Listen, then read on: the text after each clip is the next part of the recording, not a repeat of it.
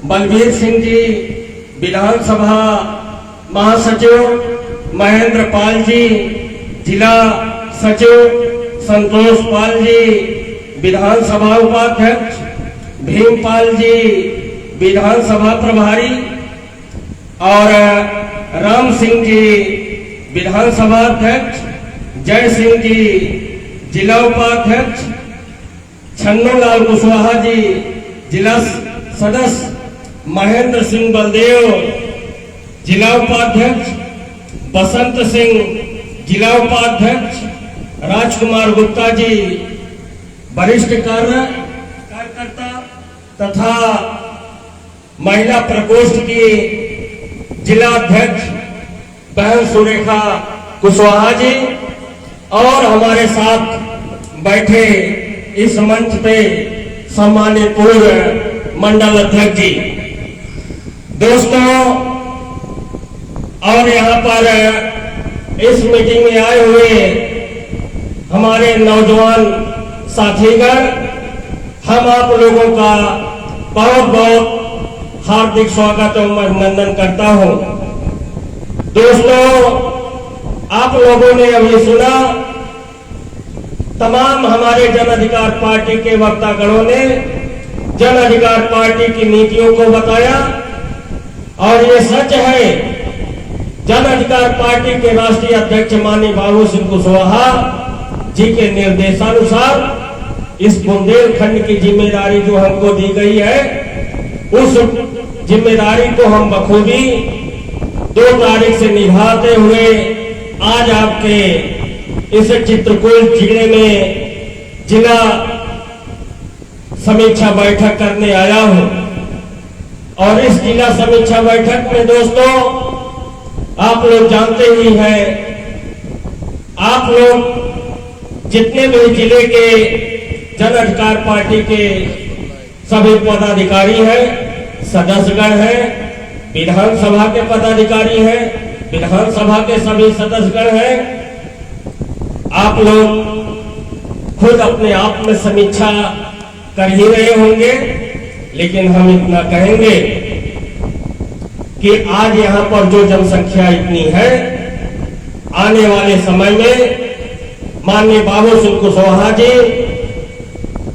17 तारीख को आपके इस चित्रकूट मंडल बांदा में आ रहे हैं, लेकिन वहां पर इस चित्रकूट जिले से इतने लोग पहुंच करके जन अधिकार पार्टी की आवाज को इतना बुलंद करिएगा कि ये साबित कर दीजिएगा कि जन अधिकार पार्टी पूरे प्रदेश में चित्रकूट जिले में जितना मजबूत है उतना मजबूत और किसी जिले में नहीं है।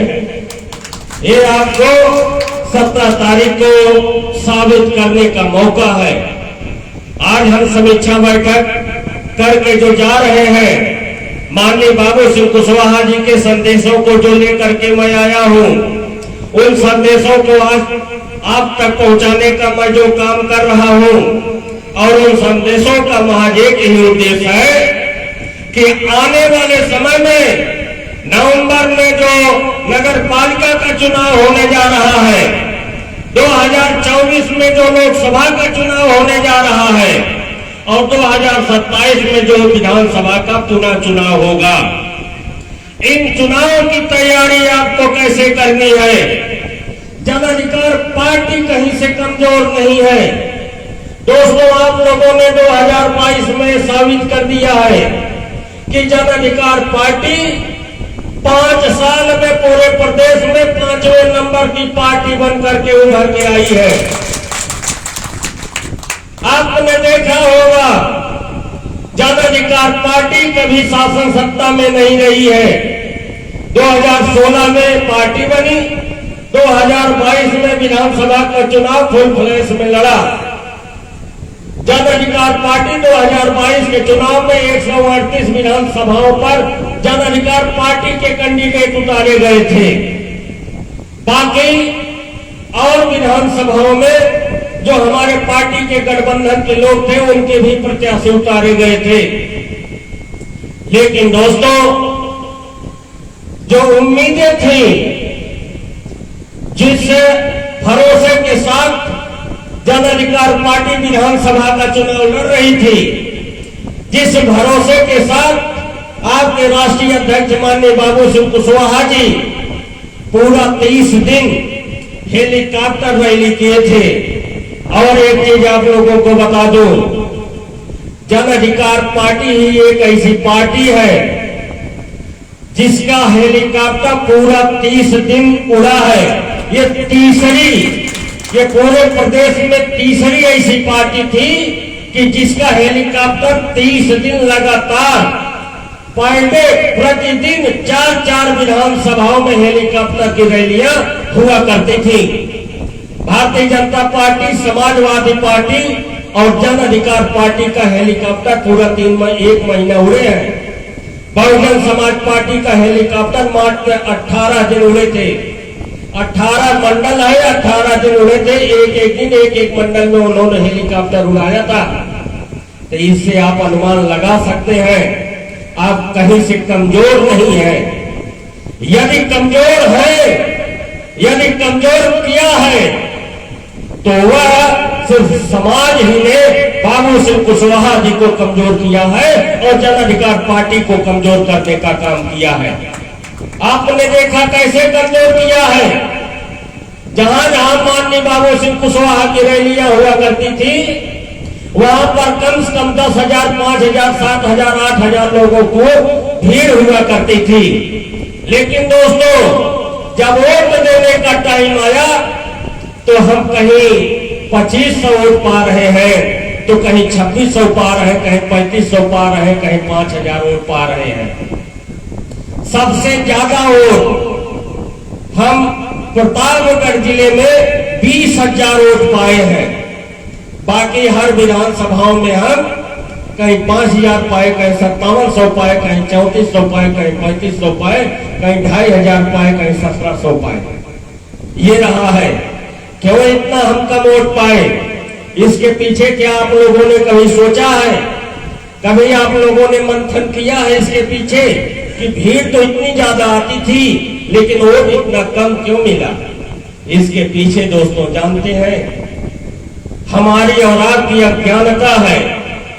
हमारे और आपके समाज के राजनीतिक रूप से अज्ञानता का ये परिचय है। क्योंकि हम कहीं बिक गए 1000 रुपया में, 500 रुपया में, कहीं बिक गए लोटा और थाली में, कहीं बिक गए 100 रुपया की साड़ी में, और कहीं बिक गए 5 किलो चावल और 5 किलो गेहूं में। हमने अपने आने वाली औलादों के भविष्य के विषय में नहीं सोचा और अपने वोट को अपने ही दुश्मन को देकर के अपना ही राजा बना लिया। जो सदियों से हमारे आने वाली औलादों को, जो सदियों से मेरे अधिकार को छीन करके अपने आने वाली औलादों को देते रहे, आज इसी 2022 में भी हमने पुनः वही गलती कर गए। जो गलती हम 2017 में किए थे, वही गलती हमने 2019 में भी किया, फिर वही गलती हमने 2022 में भी किया। और किसको हमने अपना राजा बना लिया? हमने अपने ही दुश्मन को अपने ही ऊपर शासन करने के लिए उसको वोट दे करके अपना राजा बना लिया। अब आप देखिए हो क्या रहा है। क्या किसी सवर्ण समाज या किसी ठाकुर समाज के ऊपर कभी बुलडोजर चला है? कहा जाता है बुलडोजर बाबा। किसने बना दिया बुलडोजर बाबा? हम ही आप लोगों ने अपना वोट दे करके उसको बुलडोजर बाबा बना दिया। और उसके बुलडोजर किसके ऊपर चल रहे हैं? गरीबों के ऊपर चल रहे हैं, जो मेहनत मजदूरी करके अगर कहीं पर अपना मकान बना लिया, जब मकान खड़ा हो गया तब कोई पूछने नहीं आया। लेकिन आज कहा जाता है कि तुमने जो मकान बनाया है इसका नक्शा नहीं पास कराया है, जो ये मकान बनवाया है ये सरकारी जमीन में तुमने मकान बनवाया है।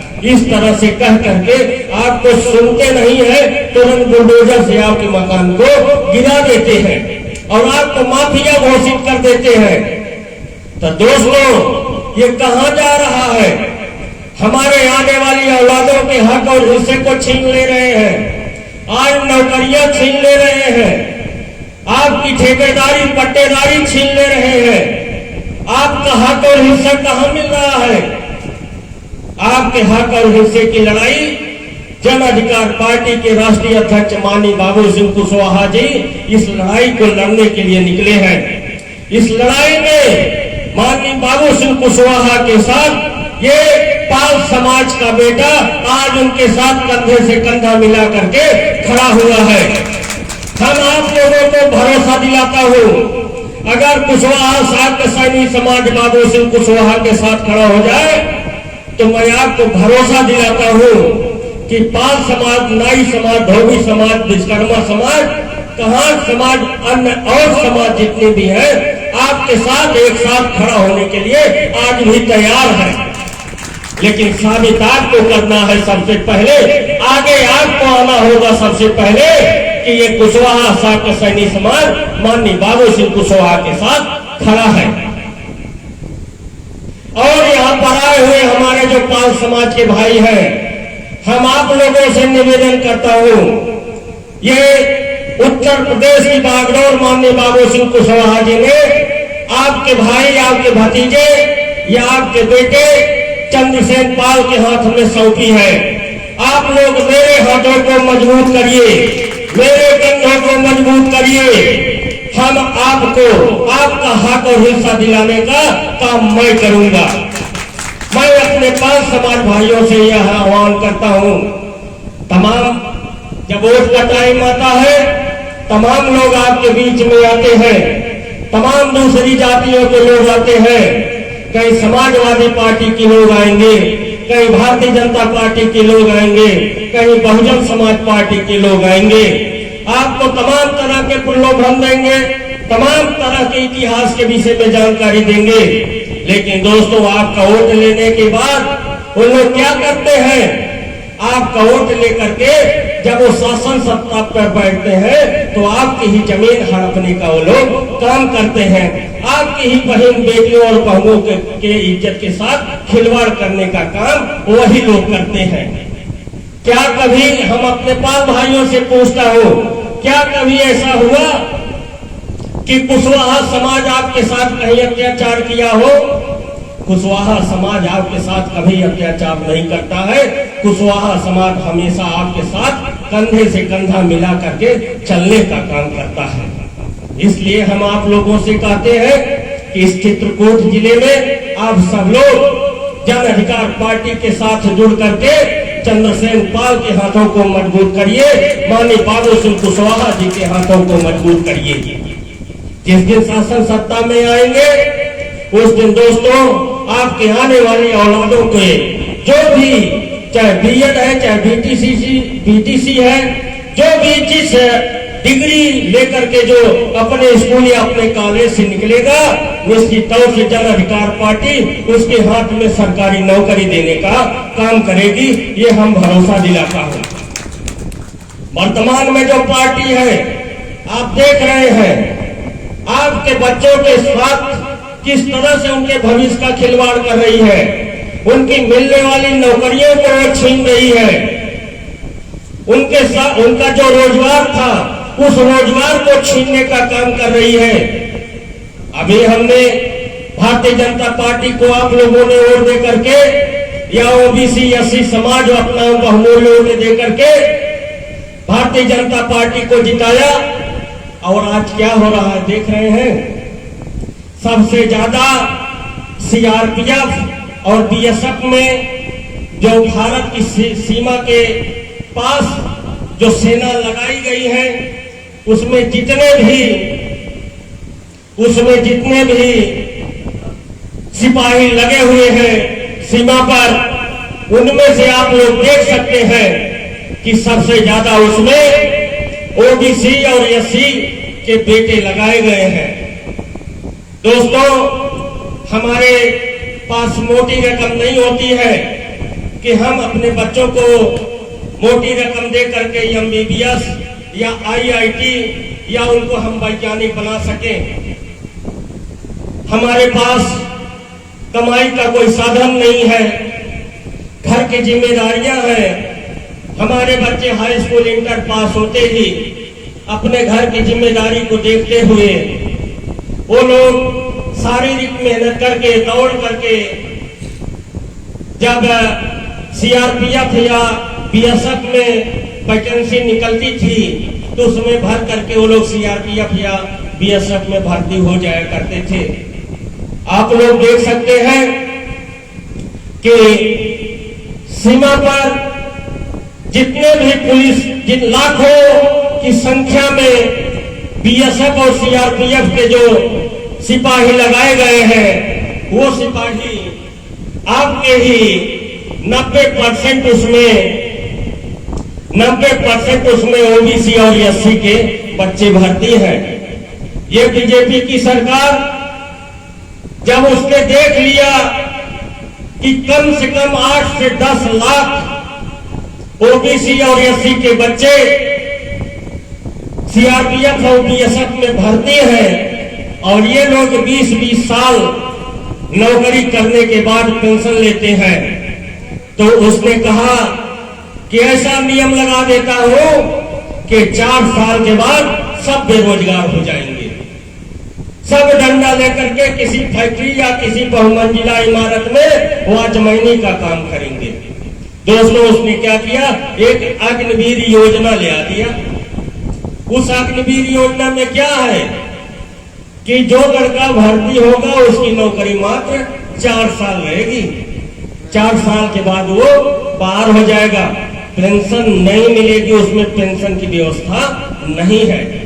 तो अब आप बता दीजिए, जो हमारे गरीब भाई हैं, जो हमारे किसान भाई हैं, उनके बच्चों को नौकरी कहां मिलेगी? कहीं रह गया? कहीं पर भी उनको नौकरी मिलने की कोई गुंजाइश नहीं रह गई।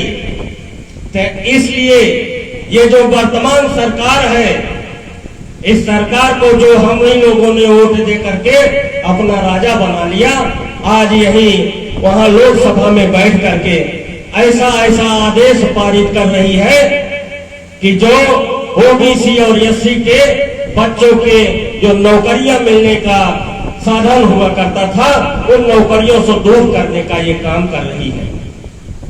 तो इसलिए दोस्तों, हम आप लोगों से यही कहना चाहूंगा कि आप लोग आज से ही जन अधिकार पार्टी की जो नीतियां हैं, जो नारा है कि जिसकी जितनी संख्या भारी उसकी उतनी हिस्सेदारी, और दूसरा नारा जो है सबको शिक्षा एक समान, गरीब हो या धनवान, इस नारा को लेकर के आप लोग गांव-गांव जाइए और सबको बताइए कि सबको शिक्षा एक समान, गरीब हो या धनवान, ये जन अधिकार पार्टी सबको एक समान शिक्षा देगी।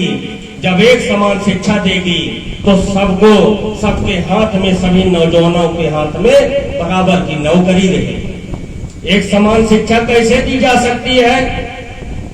आप लोग जाएंगे गांव में, दूसरी पार्टी के लोग आपको आपके मुद्दे से, आपके मिशन से भटकाने का काम करेंगे। वो कहेंगे कि ये कैसे हो सकता है, तुम्हारा राष्ट्रीय अध्यक्ष तुमको बेवकूफ बना रहा है, ये चीज नहीं हो सकता। लेकिन जब आप जानते रहेंगे तो उनको तुरंत वही बता देंगे कि कैसे नहीं होगा, इस विधि से हमारे राष्ट्रीय अध्यक्ष करेंगे। ये क्या है दोस्तों, इस चीज को हम बता देना चाहते हैं कि सबको शिक्षा एक समान, गरीब हो या धनवान का अर्थ ये है कि आज जो सीबीएसई बोर्ड, आईसीएसई बोर्ड से स्कूल चल रहे हैं और यूपी बोर्ड से जो स्कूल चल रहे हैं, यूपी बोर्ड में जो पढ़ाई होती है वो जो है हिंदी मीडियम की पढ़ाई होती है, सीबीएसई बोर्ड में जो पढ़ाई होती है वो इंग्लिश मीडियम की पढ़ाई होती है। लेकिन आपके राष्ट्रीय अध्यक्ष जी कहते हैं कि जिनके पास मोटी रकम है वो लोग अपने बच्चों को एसी में बैठा करके पढ़ाएं, किसानों के पास पैसा नहीं है, उनके बच्चे टाट पट्टी पर बैठ करके पढ़ लेंगे। लेकिन जो सिलेबस, जो किताबें सीबीएसई बोर्ड में चल रही है वही सिलेबस, वही किताबें यूपी बोर्ड में भी चलेगी। पढ़ाई एक समान होगी, चाहे जमीन पर बैठने वाला वो भी इंग्लिश मीडियम से पढ़ेगा, एसी में बैठने वाला वो भी इंग्लिश मीडियम से पढ़ेगा। जब एक सिलेबस रहेगा, एक किताब रहेगी, तो दोस्तों सबकी शिक्षा एक समान हो जाएगी। और तब जो एसी में बैठने वाले हैं, जो pizza burger cold drink P करके पढ़ने वाले हैं, और किसान का बच्चा जो नमक रोटी या दाल रोटी खा करके कठिन मेहनत करके जो पढ़ाई कर रहा है, तो निश्चित तौर से आपको भरोसा दिलाता हूं कि किसान का बेटा सबसे ज्यादा नौकरी पाने में सफल होगा। कैसे सफल होगा, एक उदाहरण के साथ देख लीजिए। मान लीजिए 1 किलोमीटर की दूरी है, एक किसान के बेटे को और एक सांसद विधायक मंत्री के बेटे को जो एसी में बैठ करके अपना जीवन गुजारता है, दोनों को एक साथ दौड़ा दीजिए, तो सबसे पहले किसका बेटा 1 किलोमीटर की दूरी तय करेगा? किसका? किसान का ना। तो दोनों की कुश्ती लड़ा दिया जाए तो किसान का जीतेगा ना। तो जब किसान का बेटा हर बॉर्डर पर जीत सकता है, हर लड़ाई को जीत सकता है, तो आखिर नौकरी पाने में किसान का बेटा फेल क्यों हो जाता? क्या कभी आप लोगों ने सोचा है इसके विषय में? नहीं सोचा है ना। सिर्फ और सिर्फ उस सिस्टम में कमी है, जिस सिस्टम से हमारा बेटा पढ़ता है, उस पढ़ाई, उस पाठ्यक्रम, उस सिलेबस से नौकरियां नहीं मिलती हैं। जन अधिकार पार्टी के राष्ट्रीय अध्यक्ष बाबू सिंह कुशवाहा जी कहते हैं, हम वह पाठ्यक्रम बदल देंगे, हम वह सिस्टम बदल देंगे जिस सिस्टम से किसान का बेटा नौकरी पाने से बाहर हो जाता है। हम वही सिस्टम, वही सिलेबस के लागू कर देंगे जिससे एक कलेक्टर का बेटा, एक कमिश्नर का बेटा, एक सचिव का बेटा या एक विधायक मंत्री सांसद का बेटा जो पढ़ाई करके डॉक्टर बनता है या इंजीनियर बनता है या बड़ा बड़ा अधिकारी बनता है या एसडीएम तहसीलदार बनता है, वही पढ़ाई किसान का बेटा भी पढ़ेगा। तो देखता हो कि सबसे ज्यादा नौकरी कौन पाता है। तो दोस्तों, सबको शिक्षा एक समान, गरीब हो या धनवान, इस आधार पर जन अधिकार पार्टी का ये नारा है। दूसरा नारा है, जिसकी जितनी संख्या भारी उसकी उतनी हिस्सेदारी।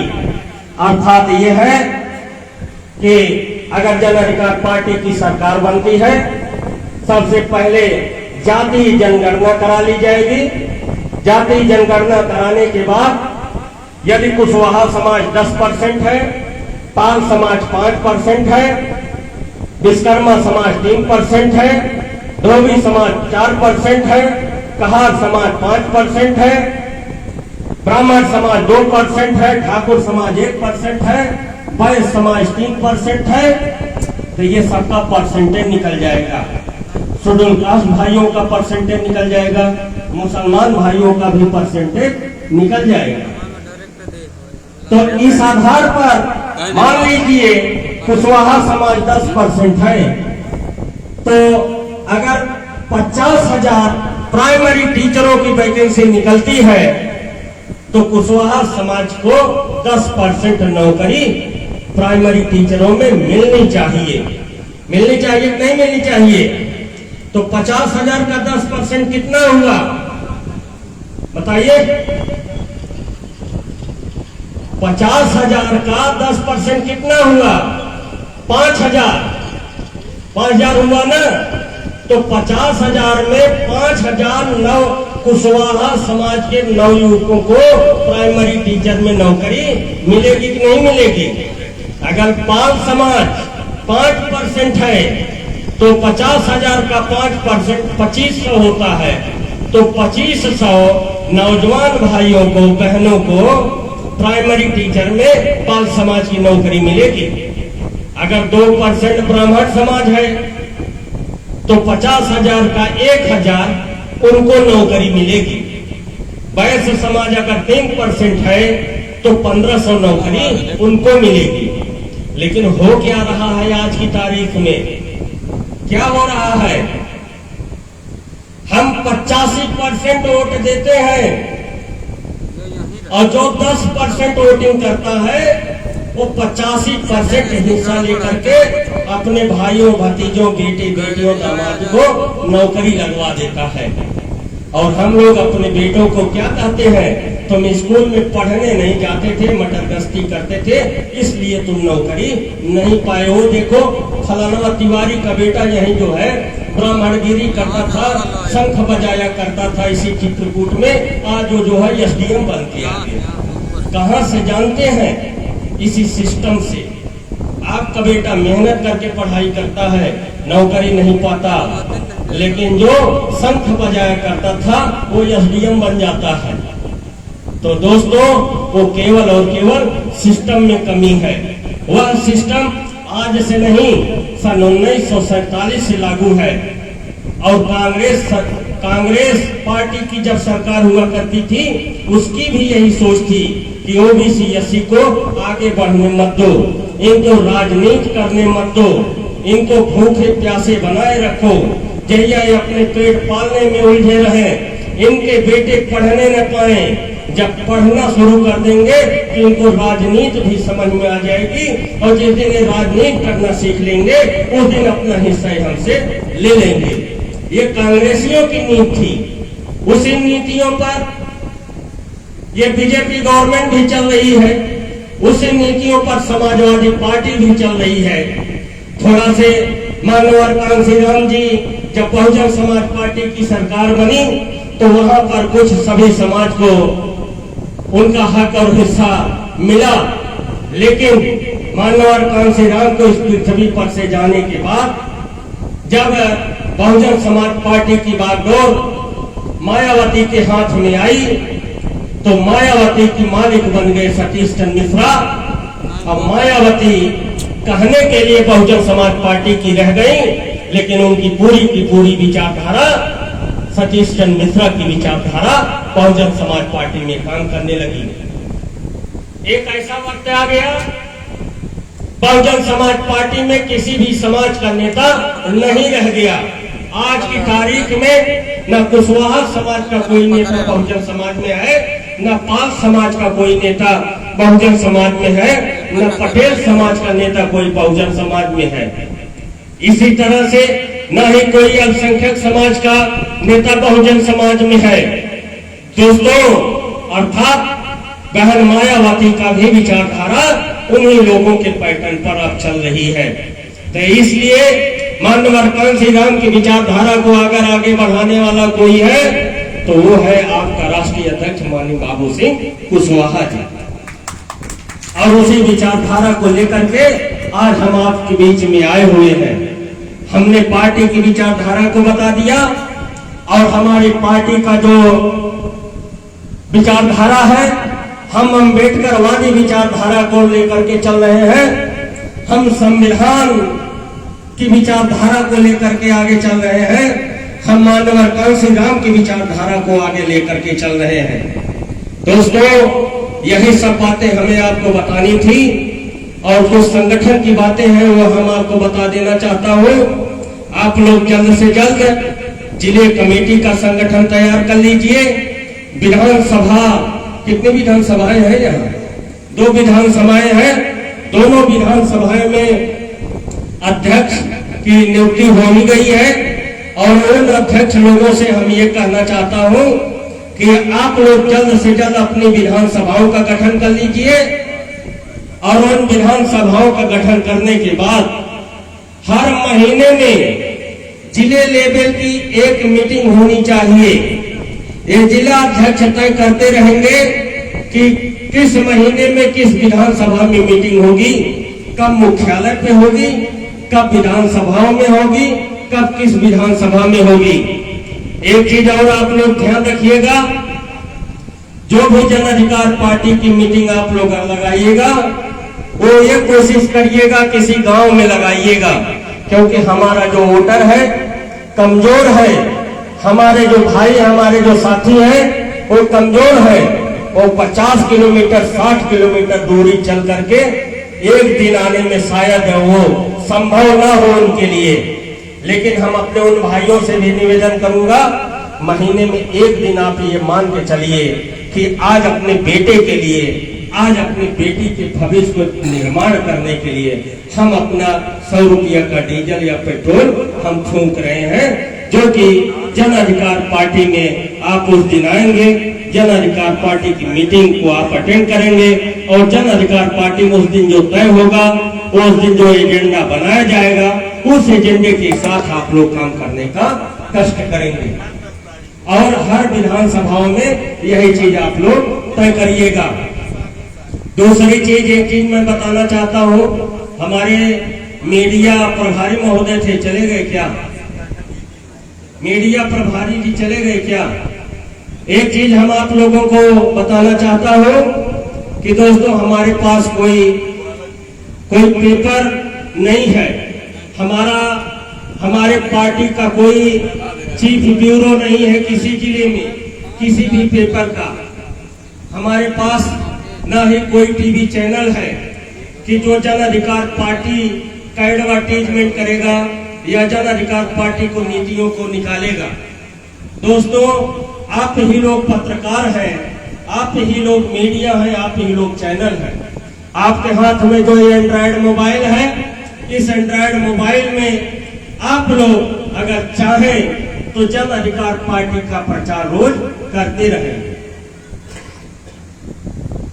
वह इस माध्यम से करिए, जैसा मैं आपको कह रहा हूं, अगर आप लोग उस तरह से करने का काम करेंगे तो बिना किसी अवरोध के, बिना किसी समस्या के जन अधिकार पार्टी का प्रचार होता रहेगा। करना आपको ये है, मैक्सिमम भाइयों के हाथ में ये टच वाला मोबाइल है, आप चाहे जहां किसी चट्टी चौराहे पर खड़े होइए, पान की दुकान पर खड़े होइए, या कहीं दावत गए हैं, या कहीं आपका यार मित्र चलते रास्ते कोई मिल गया हो, आप उससे मिलिए, हाल चाल लीजिए, सारी बात हो जाए तो एक अपने मोबाइल से सेल्फी ले लीजिए। सेल्फी लेने के बाद उस फोटो को आप अपने फेसबुक पर लोड कर दीजिए, लोड करके उस पर ऊपर टॉप पर लिख दीजिए, आज जन अधिकार पार्टी की नीतियों को फला आदमी से विचार विमर्श करते हुए, यही लिख करके आप अपने फेसबुक पर भेज दीजिए।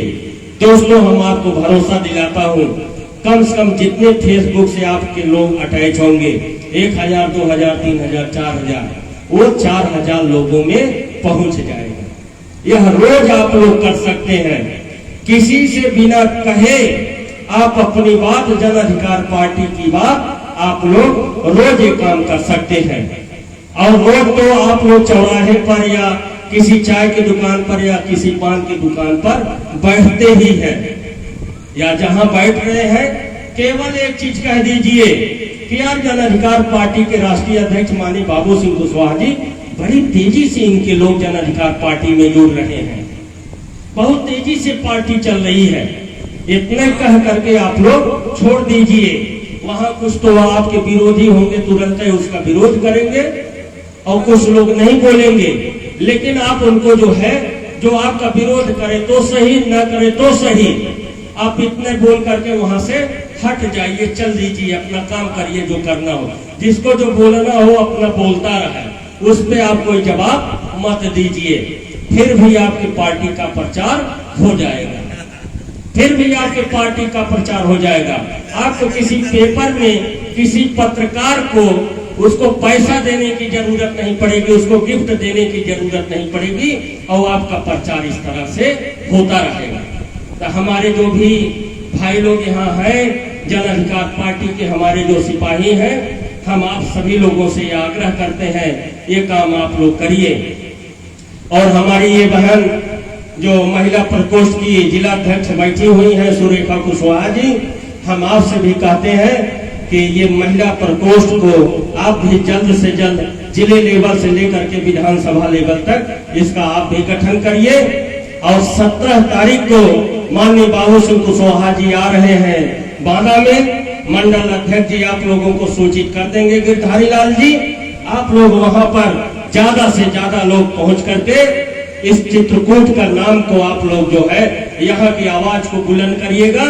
और आप लोग हमें एक बात का भरोसा दिलाइए कि यहाँ पर जितने लोग बैठे हुए हैं, ये लोग अपने अपने चाहे मोटरसाइकिल से जाते हैं, चाहे बस से जाते हैं, या ट्रेन से जाते हैं, या जो भी संसाधन हो, जीप है, जो भी है, जिससे भी जाते हैं, बांदा उस दिन 17 तारीख को अपने साथ एक नया अपना दोस्त लेकर के आप लोग बांदा जाइएगा। माननीय बाबू सिंह कुशवाहा जी के विचारों को सुनिएगा। क्या ये संभव है?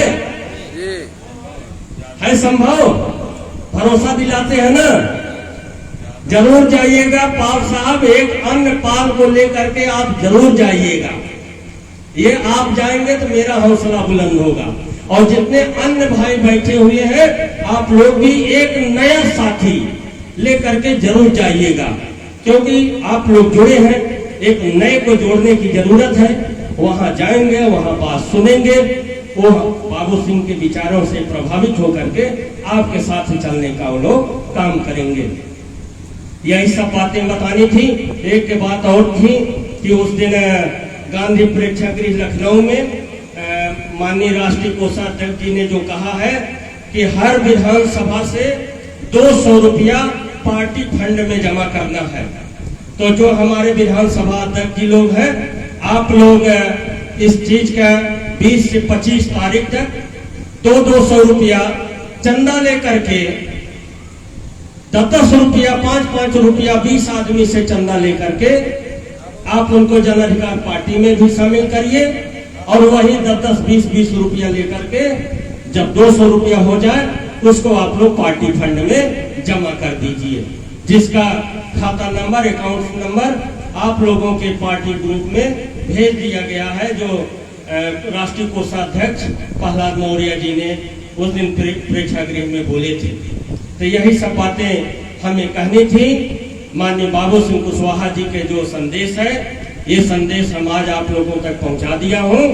और आप लोग जो हमने कहा है 17 तारीख को वहां तक पहुंचने का काम करेंगे। इन्हीं सब बातों के साथ हम अपनी वाणी पर विराम देते हैं।